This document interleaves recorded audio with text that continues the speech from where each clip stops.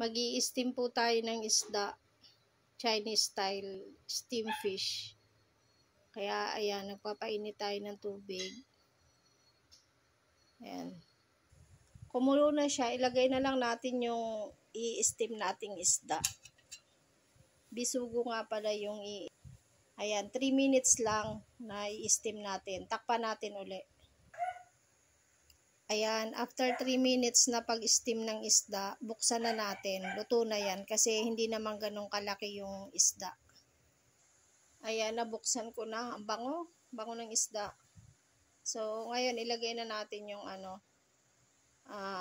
onion spring. Okay natin. Para huli na nilalagay yung onion spring. Para hindi siya hindi po siya lutong-luto. Kasi kumbaga pang design lang siya. Pang garnish lang. Ito po yung ginagawa ko. Ito yung ginagawa sa Hong Kong. So, binubuhusan siya ng mainit na mantika. Kasi yun na yung magluluto ng onion spring. Medyo hindi kasya. Yun na yung luluto ng onion spring. Yung mantika na sobrang init. Pagkatapos nga pala maglagay ng mantika na mainit, nilalagyan din ng soy sauce.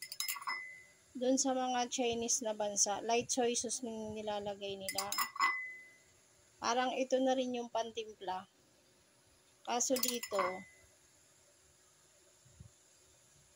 ito yung madalas natin ginagamit, yung toyo.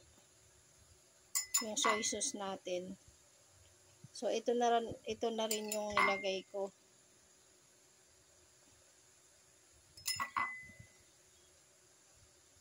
Ganun lang po kadali ang pagluto ng ng steam fish. So, luto na.